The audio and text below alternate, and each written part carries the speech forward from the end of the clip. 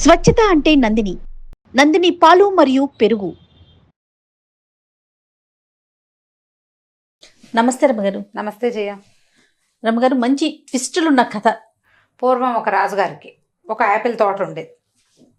కానీ ఆ యాపిల్ తోటలో తోట పేరు యాపిల్ తోట, కానీ ఏ చెట్టు బతకల, ఒకే ఒక యాపిల్ చెట్టు ఉంది. ఇప్పుడు తోట మరి యాపిల్ తోట అని పెట్టుకున్నారు, ఏవి బతకలేదు, మామూలు మొక్కలు ఏవో వచ్చినాయి. ఒకే ఒక యాపిల్ ఎంత బాగుండేవి, ఓట చాలా బాగుండేవి. అయితే ఓ సంవత్సరం కాపు కాసింది. పళ్ళు కాయలు లెక్కెట్టుకున్నారు ఎన్ని అవుతాయని. కాయలు తయారయ్యే టైంకి మర్నాటి పొద్దుటికి ఒక కాయ తగ్గుతుండేది. మళ్ళీ పూత వచ్చేది, పిందెలు వచ్చేవి. కాయలన్నీ లెక్కెట్టుకునేవాడు పచ్చికాయలు. పండే సమయానికి ఓ కాయ తగ్గిపోతుండేది. రాజు కోపం వచ్చేది. చచ్చి 100 చెట్లు పెడితే ఓ చెట్టు బతికితే ఆ చెట్ల మీద ఓ కాయ ఎలా తగ్గిపోయింది, అలా తగ్గిపోవడానికి వీల్లేదని తోటమాలిని తిట్టేవాడు. అయితే తోటమాలిని జాగ్రత్తగా కాపలా ఉండమని చెప్పారు. ముందు రోజు పచ్చికాయలన్నీ లెక్క పెట్టారు. రేపటి కొంచెం రంగు మారుతుంది, ఎర్రబడిపోతాయి. ఆ రోజు రాత్రి తోటమాలి ఏం చేశాడంటే తన పెద్ద కొడుకుని కాపలాకి పెట్టాడు. పెడితే పడుకో, నువ్వు ఇక్కడ, ఎవరు తీసుకెళ్ళిపోకుండా చూడమన్నారు. మనిషి వచ్చిన జాడలు లేవు, కానీ కాయ మాయమైపోయింది. వీడు కాస్త 2 దాకా మెలకుగా ఉన్నాడు. 2 గంటల దాకా మెలకుగా ఉన్నాడు, నిద్ర పట్టేశాడు. మర్నాడు బదులుకి కాయ జంపు లేదు. రాజుగారి కోపం వచ్చేసింది. అయితే ఈయన ఏమన్నాడంటే తోటమాలి కొడుకుని, అరే బాబు నిద్రపోకరా, నిద్రపోకుండా ఉండరా అని చెప్పాడు. మర్నాడు నిద్రపోలే. మరుసటి రోజున మళ్ళీ కాయలు లెక్కెట్టి చూసుకున్నారు. మర్నాడు తెల్లవారుజామున ఏమైంది, ఒక బంగారపు రంగు పక్షి వచ్చి యాపిల్ పళ్ళ మీద వాలిద్ది. అదే కొట్టేస్తూ కోసేస్తోంది. వీడేం చేశాడు, చూసి దాని మీద బాణం వేశాడు. వేసేసరికల్లా పండు పట్టుకెళ్ళిపోయింది, కానీ దాని ఈక ఒకటి రాలి కింద పడింది. పొద్దునే ఆ ఈక పుచ్చుకొని రాజుగారి చూపించారు, ఈ ఫలానా పక్షి వస్తుంది, అదే ఈ కాయలు కొట్టేస్తుంది అంటే. రాజుగారు తన సలహాదారులని అందరినీ పిలిచి చూపించాడు. బంగారపు ఈక అది, ఎంత బాగుందో. దాంతో రాజు అన్నాడు, ఒరేం యాపిల్స్ కాయలు పోతే పోయినాయి, ఈ పక్షిని పట్టుకురండి నాకు ఎక్కడి నుంచి అయినా అనేసరికల్లా తోటమాలి పెద్ద కొడుకు తంతేస్తానన్నాడు. బాణాలు విల్లంబులు సర్దుకుని నడవటం మొదలుపెట్టాడు. అడవుల్లో తిరగాలి, మరి పక్షులు ఎక్కడ దొరుకుతాయి, అడవుల్లోనే దొరుకుతాయి కదా. ఆ అడవిలోకి వెళ్ళగా అతనికి ఒక నక్క కనిపించింది. కనిపించేసరికల్లా నక్క మీద బాణం వేయబోయాడు. నక్కంది, నా మీద బాణం వేయబోక, నేను నీకు సహాయం చేస్తాను, నువ్వు ఇలా ముందుకెళ్తే 2 సత్రాలు లాంటివి వస్తాయి. ఒకటేమో అంటే మన సత్రమే అదే, ఒకటేమో చాలా పాష్గా గ్రాండ్గా ఉంటుంది, అందులోకి వెళ్ళొద్దు. రెండోది కొంచెం పేదగా ఉంటుంది, అందులో అన్నం తిను నువ్వు అని చెప్పింది. చెప్పేసరికల్ బోడి నక్క మాట వినేది ఏమిటని వీడేం చేశాడు, బాణం లాగిపెట్టాడికి కొట్టేశాడు దాన్ని, నక్కని. కానీ నక్కకి తగల, నక్క ఒక జంపు చేసి పారిపోయింది. ఓకే. వీడు అలా నడుచుకుంటూ వెళ్తే సరే మొత్తానికి ఓ చోట 2 సత్రాలు కనపడ్డాయి. ఒకటి చాలా చక్కగా మెరిసిపోతూ నీట్గా ఉంది, లోపల నుంచి సంగీతాలు వాద్యగోష్ఠులు వినపడుతున్నాయి, ఈ వాసనలు ఘుమఘుమలాడిపోతున్నాయి. రెండో సత్రం పాతగా పురాతనంగా ఏదో పాడుబడిపోయినట్టు. ఇక్కడ ఉన్నారు 2-3 మనుషులు, ఏదో వండుతున్నారు. వీడు ఈ దొక్కల దాంట్లోకి ఎవరు వెళ్తారు, ఇది చాలా బాగుందని ఆ మంచి దాంట్లోకి వెళ్ళాడు. అదే ఆల్రెడీ నక్క చెప్పింది కదా, చెప్పింది అయినా సరే నక్క మాట వినేదేమిటి, అదే కదా అని చెప్పి వెళ్ళిపోయాడు. వెళ్ళంగానే లోపల బ్రహ్మాండంగా తిండి తిప్పలు అవి ఇవి ఉన్నాయి, శుభ్రంగా తాగేశాడు, తినేశాడు. ఈ నక్క మర్చిపోయాడు, పక్షి మర్చిపోయాడు, నాన్న లేదు అమ్మ లేదు, వాడు అక్కడే ఉండిపోయాడు. ఎన్ని రోజులైనా రాలా. రెండో అబ్బాయి బయలుదేరాడు. మరి రాజుగారికి బంగారు పక్షిని తెస్తామన్నారు కదా, రెండో అబ్బాయి కూడా నక్క కనపడింది. నక్క సేమ్ డిట్టో ఇదే చెప్పింది, ఈ 2 ఇళ్ళు ఉన్నాయి, ఆ ఇంట్లోకి వెళ్ళబోక ఈ ఇంట్లోకి వెళ్ళు అని. వినలా. వీడు కూడా ఆ ఇంట్లోకి వెళ్ళి అన్నయ్యతో జాయిన్ అయిపోయి వాడు కూడా అక్కడే ఉండిపోయాడు. నెలలు గడిచిపోయినాయి. అప్పుడు ఈ తోటమాలి 3వ కొడుకు రోజు మా యాపిల్ చెట్టుకి కాపలా పడుకునేవాడు.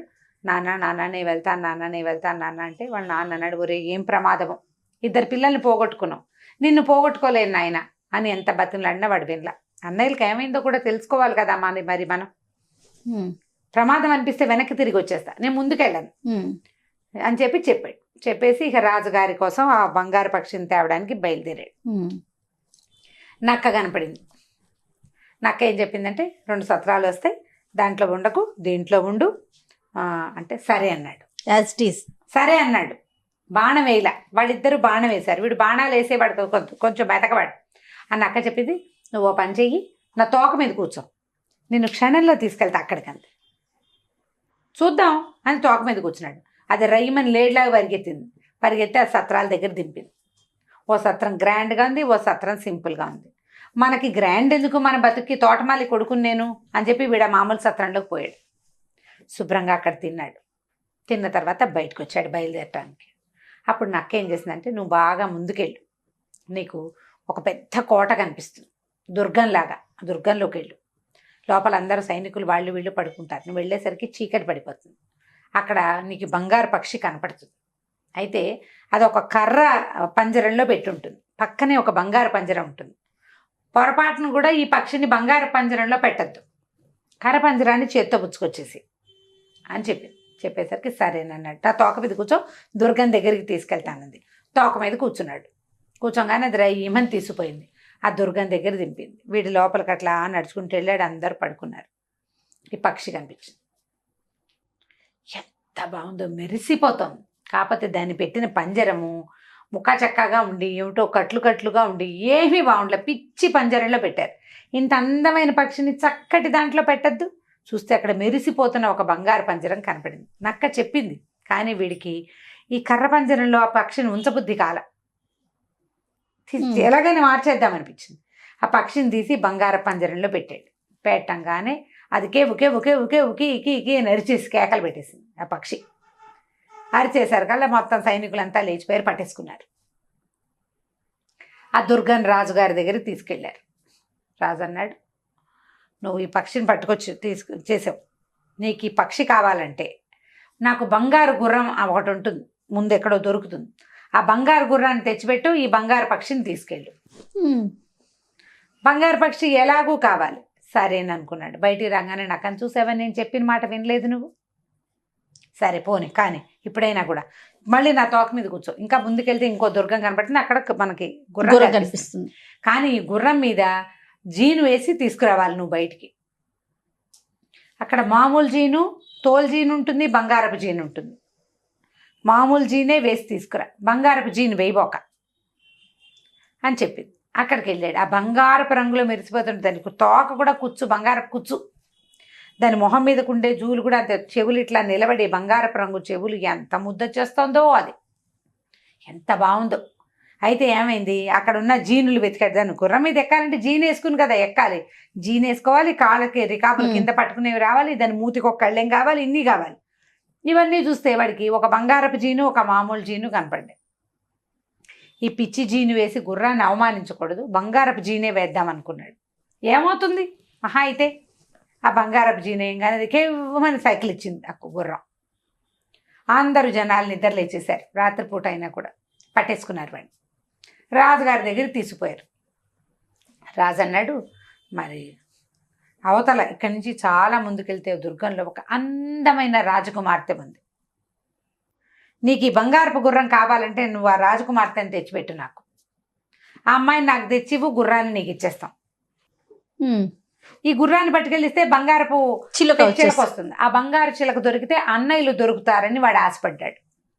వాడికి అన్నయ్యలు కావాలి. మరి సరే ఏమనుకున్నాడు, సరేనని వెళ్తానన్నాడు. బయటకు వస్తే నాకు అది మాట వినమేమిటో, నువ్వు భలేవాడివి, ఇప్పుడైనా నా మాట విను, ఇప్పుడు ఆ దుర్గం దగ్గరికి తీసుకెళ్తా. ఒక రాజకుమార్తె ఉంటుంది, కనపడంగానే అమ్మాయిని ముద్దు పెట్టేసుకో, నీ మాట వింటుంది, వచ్చేస్తానంటుంది, నీతో ఒప్పుకుంటుంది. మా అమ్మ నాన్నకి బాయ్ చెప్పొస్తా అంటుంది, చచ్చినా ఒప్పుకోవద్దు. అమ్మ నాన్నకి బాయ్ మాత్రం చెప్పకూడదు. అమ్మాయి ముద్దు పెట్టుకో, తీసుకొచ్చేసి. నువ్వు ముద్దు పెట్టుకున్నాక అమ్మాయి నిన్ను కాదందు, నీ వెనకాల వస్తుంది, తప్పకుండా నిన్ను ప్రేమిస్తుంది అంటే సరేనన్నాడు. ఆ కొత్త సౌధానికి మళ్ళీ తోక మీద కూర్చోబెట్టుకుని ఈ నక్క తీసుకుపోయి ఆ సౌధంలోకి వెళ్ళాడు. ఎంత బాగుందో అమ్మాయి, భలే అందంగా ఉంది. వీడు వెళ్ళగానే తటాలు నా పిల్లని కావలించుకుని బుగ్గల మీద ముద్దు పెట్టుకున్నాడు. ముద్దు పెట్టుకోగానే నేను అమ్మాయి ఏమందంటే, నువ్వు నాకు ఎంతో నచ్చావు, నేను నిన్ను ప్రేమిస్తున్నాను, నీతో వచ్చేస్తాను, తీసుకెళ్ళిపో అని. సరే పద వెళ్ళిపోదాం అన్నాడు. వెళ్ళిపోదాం అనగానే మా అమ్మ నాన్నకి చెప్పొస్తానే అంది. మీ అమ్మ నాన్నకి చెప్పొద్దన్నాడు వీడు. అక్కర్లేదు వెళ్ళిపోదాం అన్నాడు. ఏ అమ్మాయి ఏడవటం మొదలుపెట్టింది. అయినా సరే ఒప్పుకోలే వాడు. ఏమైనా సరే అన్నాడు.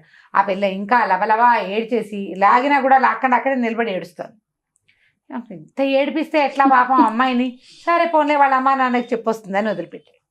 వదిలేసరికల్లా ఇది వెళ్ళి వాళ్ళ నాన్నకి చెప్పగానే వాళ్ళ నాన్న అన్నాడు, ఎవరెవరా వాడెవరితోటో వెళ్ళిపోతావా అని వాడిని పట్టేయండి రా వాడిని అన్నారు. వాడిని కాస్త పట్టేసుకున్నారు.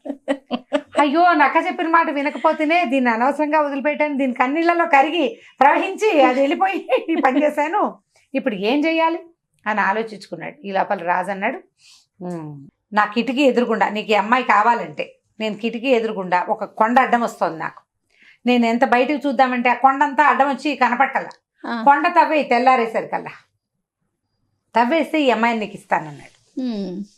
సరే తవ్వుతానన్నాడు. తెల్లారేసరికి ఆ కొండ దగ్గరికి వెళ్ళాడు. నాకు వచ్చింది, నేను చెప్పా కదరా నాయన ముందే నీకు, సరే పోన్లే నీ బదులు నేను పని చేస్తాను, నువ్వు పోయి మా రాజకుమార్తె దగ్గర పడుకో, వెళ్ళిపో, లోపలికి వెళ్ళిపో, రేపు పొద్దుటికి సరిపోతుందని తెల్లవారేసరికి మొత్తం కొండంతా తవ్వే అవతల బారేసేసింది అన్నక్క.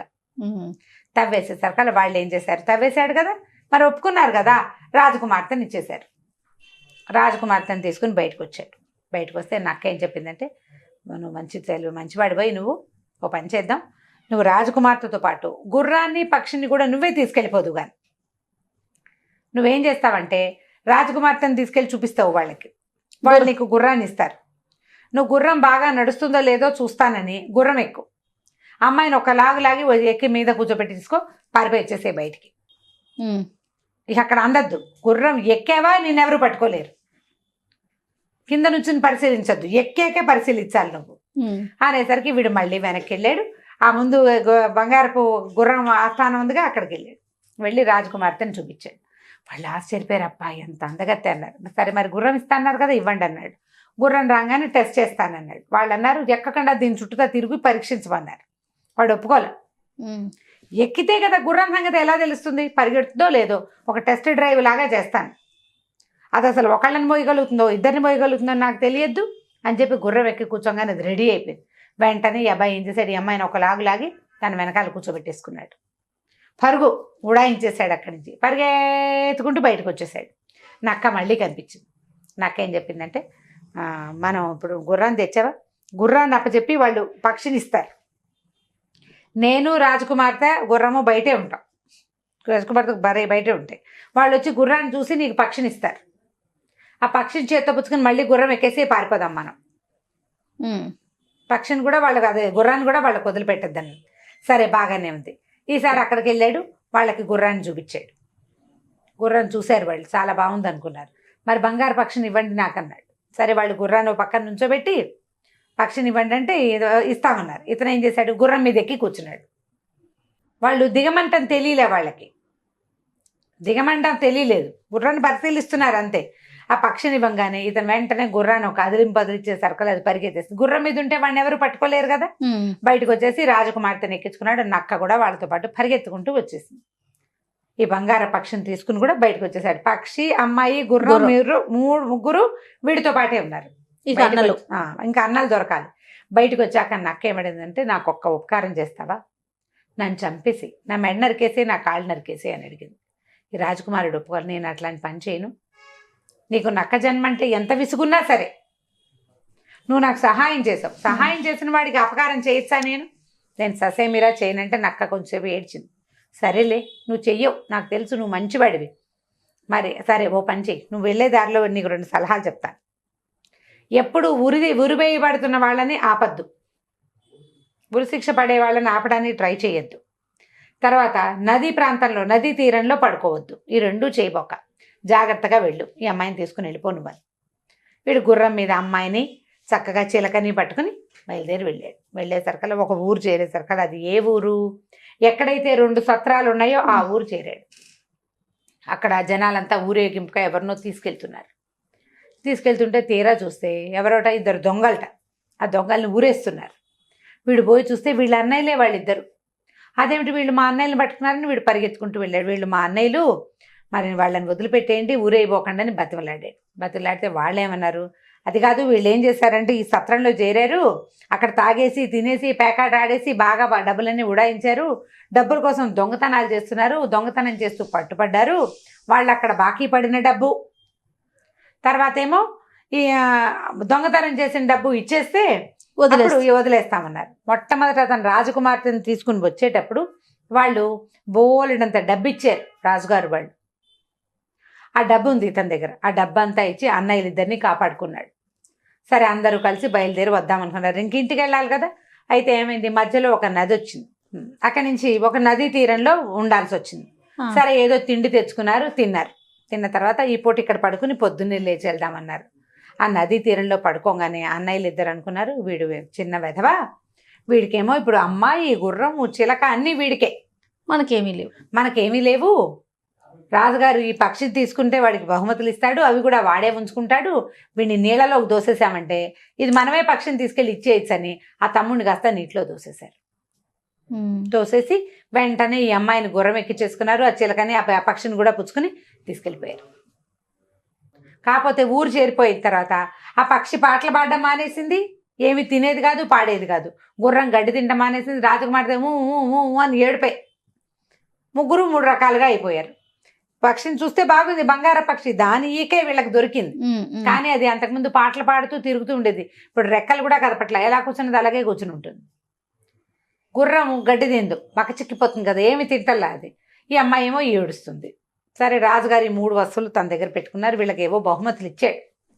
ఇంతలో ఏమైంది, నీటిలో పడిపోయాడు కదా. నీటిలో పడిపోయిన వాడు లోపల ఏదో చిన్నది రాయి ఏదో ఉంటే ఆ రాయి మీద నిలబడి ఎట్లా కొట్లా ఆపుకున్నాడు. దెబ్బలు తగిలేసినాయి బాగా. ఆ పైనుంచి పడిపోయేసరికి అలా. ఇంతలో ఏమైంది, అన్న అక్క వచ్చి కేకేసింది, నువ్వేమిటి ఇక్కడ ఉన్నావు, ఏమైపోయావంటే, నువ్వు చెప్పిన మాట వినలేదు, నాకు శాస్తి అయింది, మా అన్నయ్యలు ఇద్దరు ఇలా చేశారంటే. నక్క ఏం చేసింది, తన తోకని నీళ్ళలో వదిలిపెట్టి తోక పుచ్చుకుని పైకి రా అని వాడిని పైకి తీసుకొచ్చింది. పైకి తీసుకొచ్చి కాస్త స్వస్థత పడంగానే పద మీ ఇంటికి వెళ్ళిపో, వీళ్ళని ముగ్గురిని నువ్వే తెచ్చానని చెప్దు కానీ అని చెప్పి పంపించింది. పంపిస్తే వీడు మెల్లిగా తన ఊరు చేరాడు. ఊరు చేరి నక్క తీసుకుపోయిన తోక మీద ఎక్కించుకుని తీసుకెళ్ళిపోయి ఊళ్ళో వదిలిపెట్టింది. వీడు ఒక బిచ్చగాడి వేషం వేసుకుని వెళ్ళాడు. ఇతను ఊళ్ళోకి వెళ్ళంగానే రాజకుమార్తె ఏడవడం మానేసింది. ఆ బంగార పక్షికి అని సంగీతం పాడుతూ అటు ఇటు తిరుగుతూ పళ్ళు తింటోంది ఆపిల్ చెట్టు మీద. ఈ గుర్రం ఏమో హాయిగా గడ్డి మేస్తుంది, అటు ఇటు తోక ఆడిచ్చినప్పుడల్లా బంగారపు మెరుపులు మెరుస్తున్నాయి. అందరు ఆశ్చర్యపోయారు, నిన్నటి దాకా ఏమీ లేదు, ఇవాళ ఏమిటి సడన్గా వీటికి ఇది వచ్చింది అని. వీడి కుర్రాడు ఏం చేశాడు, ఊళ్ళోకి వెళ్ళిపోయి రాజుగారి దగ్గరికి వెళ్ళిపోయాడు. సరాసరి వెళ్ళిపోయి ఈ 3 వస్తువుల్ని తను ఎట్లా సాధించుకొచ్చాడో చెప్పేసరికల్లా రాజుగారికి చాలా కోపం వచ్చి ఇక ఈ అన్నయ్యలిద్దరిని అరెస్ట్ చేయించాడు. వీళ్ళు దుర్మార్గులు, మంచివాళ్ళు కాదు, వీళ్ళని దేశ బహిష్కారం చేసేద్దాము అని చెప్పి అన్నయ్యలిద్దరిని పంపేశారు. ఈ రాజకుమారుడికి, తోటమాలి కుమారుడికి అర్ధరాజ్యం ఇచ్చారు, బంగారు పక్షిని తెచ్చి ఇచ్చినందుకు. హాయిగా ఉంటున్నాడు వాడు, చాలా రోజులు ఉన్నాడు. ఆ అమ్మాయిని పెళ్లి చేసుకున్నాడు. ఆ గుర్రం మీద తిరిగేవాడు.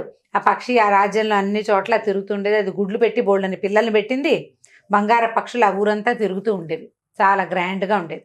చాలా కాలం తర్వాత ఒకనాడు ఇతను అడవిలోకి వెళ్ళాడు. వెళ్ళేసరికల్లా ఎప్పుడో ఎన్నాళ్ళకో పిల్లలు కూడా పుట్టేశాక ఒక ముసలి నక్క అతనికి కనిపించింది. కన్నీళ్ళు గారుస్తూ కూర్చున్నది ఒక చోట. అయ్యో నువ్వు నా మిత్రుడివి, నువ్వు నాకు ఎంతో సహాయం చేసావు కదా, నువ్వు ఎలా ఉన్నావు అని అడిగేసరికల్లా నేను నిన్న ఆ రోజు అడిగాను, నా మెడ నరికేసి కాళ్ళు నరికేయమని, నరికేయవా ప్లీజ్ అని అడిగింది. వీడికి చాలా కష్టం వేసింది. ఎందుకు నువ్వు ఎప్పుడు ఇలాగే అడుగుతున్నావు, అప్పుడు నేను చేయలేకపోయాను, సరే ఇప్పుడు చేస్తానని వరలోంచి కత్తి తీసి దాని మెడ నరికేసాడు. కాళ్ళు కూడా నరికేశాడు. కాళ్ళు మెడ నరకంగానే ఆ నక్క పడిపోయి ఒక కుర్రాడు లేచి నుంచున్నాడు. వాడు ఒక శాపం మంత్రం కట్టు వల్ల అలా నక్కగా మారిపోయాడు.